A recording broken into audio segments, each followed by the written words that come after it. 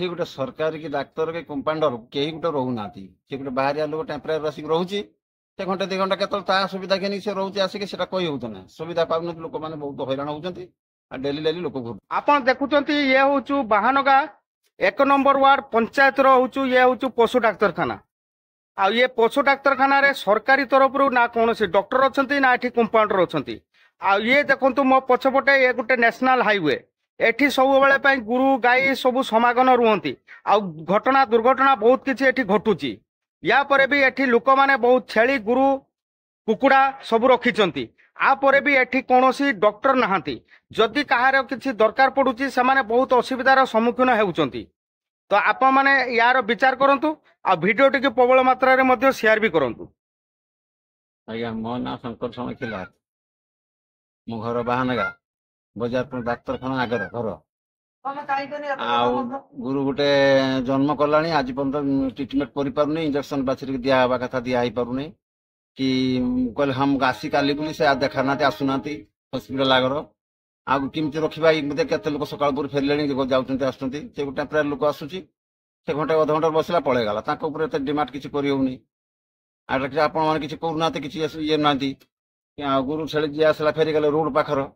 ଆଉ ସବୁବେଳେ ଆସିଲେ ଆକ୍ସିଡେଣ୍ଟ ହେଲା। ସେଦିନ ଷଣ୍ଢ ଗୋଟେ ଆକ୍ସିଡେଣ୍ଟ ହେଇଗଲା, ଗୋଟେ ମରିଗଲା। ଆଉ ଗୋଟେ ଛୋଟ ଛୋଟ କଲା, ସେ ବି ରହି ରହି ରହି ଗୋଟେ ଦିନ ପରେ ତାପରେ ସେ ମରିଗଲା।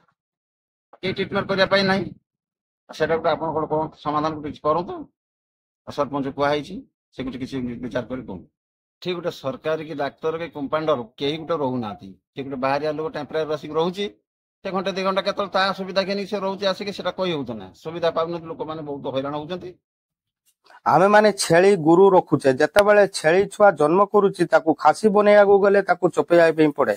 କିନ୍ତୁ ଦେଖନ୍ତୁ ଇଏ ଖାସି ଛୁଆଟିକୁ ପ୍ରଥମେ ଚପା ଯାଇଥିଲା, ତାପରେ ବି ସତେ ଇଏ ବୁଦା ହେଇଗଲା। କାହିଁକି ନା ଆଙ୍କ ପାଖରେ ଏମିତି ଭଲ ଯନ୍ତ୍ର ନାହିଁ ଯେ ଥରେକର ଚାପିଦେଲେ ସେ ଖାସି ବନିଯିବ। ସରକାର ଯୋଉ ଆମର ଅଛନ୍ତି ଉପ ମୁଖ୍ୟମନ୍ତ୍ରୀ ପ୍ରଭାତୀ ପରିଡ଼ା, ସିଏ କହିଛନ୍ତି ଯେ ଛେଳି ରଖିକି ଲୋକମାନେ ଗାଁ ଗହଳିରେ ସ୍ୱାଭିମାନୀ ହେବେ।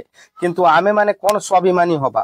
ଏଠି ଦେଖୁଛନ୍ତି ଇଏ ପଶୁ ଡାକ୍ତରଖାନାଟି, ଇଏ ପଶୁ ଡାକ୍ତରଖାନାରେ ସ୍ଥାୟୀ ଭାବରେ କୌଣସି ଡକ୍ଟର ଏଠି ନାହାନ୍ତି। ୟା ସତ୍ତ୍ୱେ ବି ଲୋକମାନେ ଏଠି ହଇରାଣ ଅସୁବିଧାର ସମ୍ମୁଖୀନ ହେଉଛନ୍ତି। ଇଏ ଗୋଟିଏ ପଶୁ ଡାକ୍ତରଖାନା ଦେଖୁଛନ୍ତି, ଏଠି ଗାଁ ଯୋଉ ଆଖପାଖ ଗାଁ ରହିଛି, ଏ ଗାଁର ଲୋକମାନେ ଏ ପଶୁ ଡାକ୍ତରଖାନା ଉପରେ ନିର୍ଭର କରନ୍ତି। ତାପରେ ଏ ନ୍ୟାସନାଲ ପାଖରେ ଯୋଉ ବୁଲା ଗୁରୁ ଷଣ୍ଢ ଯୋଉମାନେ ଚୋରୁଛନ୍ତି, ସେମାନେ ଘଟଣା ଦୁର୍ଘଟଣା ଘଟୁଛି। ସେମାନେ ବି ଉପକୃତ ହେଇପାରୁନାହାନ୍ତି। ଯଦି ସରକାର ଏଥିପ୍ରତି ଧ୍ୟାନ ଦେଇ ଦିଅନ୍ତେ ଏବଂ ହଉଛୁ ଯଦି ଏଠି ସ୍ଥାୟୀ ଭାବରେ ଡକ୍ଟର ରୁହନ୍ତି, ତାହେଲେ ଏଠିକାର ଗାଁ ଲୋକ ସେମାନେ ଉପକୃତ ହୁଅନ୍ତେ ଏବଂ ଯୋଉ ପଶୁ ଗୁଡାକ ଘଟଣା ଦୁର୍ଘଟଣା ଘଟୁଛି ସେମାନେ ବି ମଧ୍ୟ ଉପକୃତ ହୁଅନ୍ତେ।